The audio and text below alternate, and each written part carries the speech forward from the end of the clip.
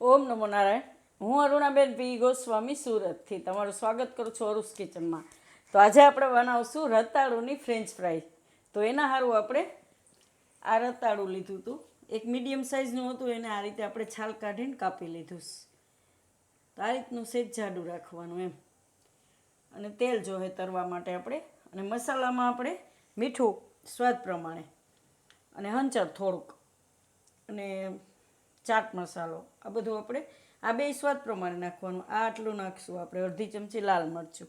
તો આ બધો મસાલો આપણે મિક્સ કરીને ઉપર છાંટવા માટે બનાવશું. અને તેલ આપણે ગરમ મૂકી દીધું છે.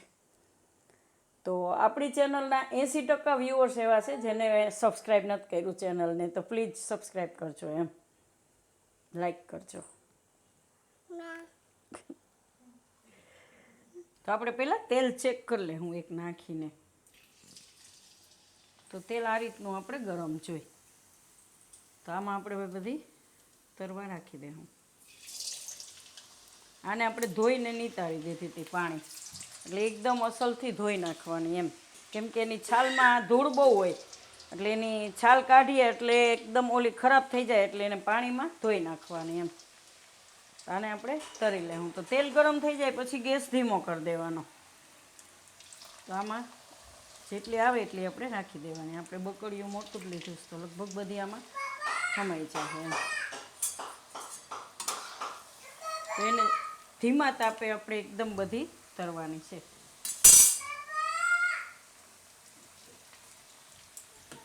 તો આ એકદમ ટેસ્ટમાં બહુ સારી લાગે છે, અને હેલ્થ માટે સારું. આ સોરી, તરેલું હોય એટલે માણસ તરેલું ઓછું, પણ બટેટાની આપણે ખાતા હોય એની જેમ જ આ સારી એમ. એટલે બટેટા કરતાં ચૂરણ થોડુંક એમ કે હેલ્થ માટે સારું હોય એમ, સાંભળ્યું છે. કેમ કે આમાં ફાઈબર વધારે હોય. તો આ રીતે આપણે બધી નાખી દીધી છે. તો ધીમા તેપે એને આપણે ચોળવી લેવું એકદમ સરસ. ઉપરથી બ્રાઉન થઈ જાય ત્યાં સુધી તો ગેસ ધીમો રાખવાનો એમ. પણ તેલ ઉતરવું ન જોઈએ, તેલ ગરમ હોવું જોઈએ. એટલે એ રીતે ટેમ્પરેચર વધારે ઓછું કરતું રહેવાનું.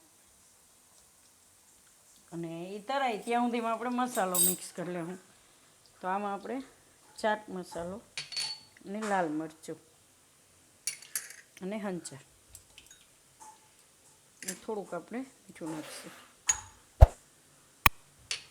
આ બધું આપણે મિક્સ કરી લેવું. તા ઉપર છાંટવા માટે મસાલો.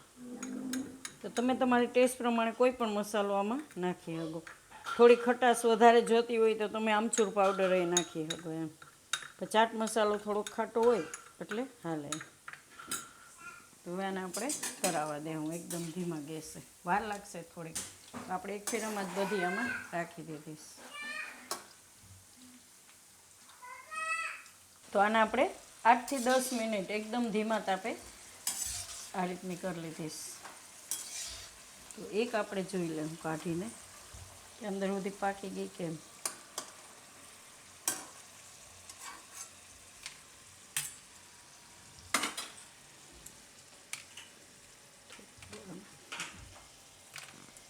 એકદમ સરસ પાકી ગઈ છે અંદરથી. સમજો સોફ્ટ અને એકદમ સરસ, ઉપરથી કડક. આ રીતની બનાવવાની. તો પાકી ગેસ એકદમ. તો આને તમારે વધારે કલર બ્રાઉન કરવો હોય તો થોડીક વાર ફૂલ ગેસ રાખી અને ફેરવી લેવાની, એટલે કલર એ રીતનો બ્રાઉન થઈ જાય એમ. પાટલી આપણે પરફેક્ટ, એકદમ અંદરથી સોફ્ટ એકદમ. તો આને આપણે કાઢી લેવું.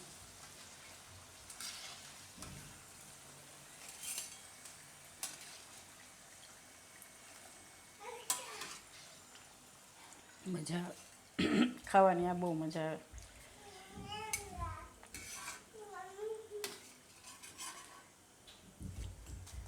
તો આ રીતે બધી કાઢી લીધીશ આપણે. ગેસ બંધ કરી દઉં. થોડીક વાર આ રીતે તેલ નીતારી લેવાનું આમાંથી. તો આને કાઢી લેવું આપણે.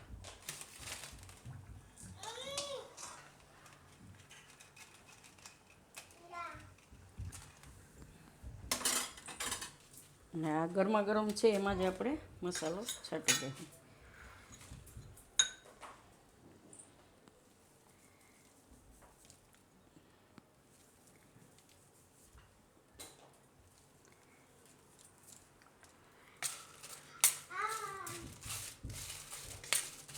તમારા ટેસ્ટ હિસાબે તમે મસાલો આમાં નાખી શકો એમ, જેવું તીખું મીઠું ખારું ખાતા હોય એ પ્રમાણે.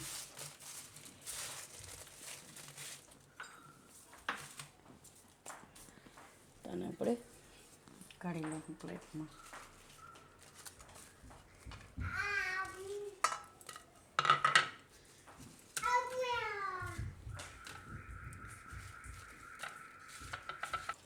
તો તૈયાર છે આપણી સુરણની ફ્રેન્ચ ફ્રાય.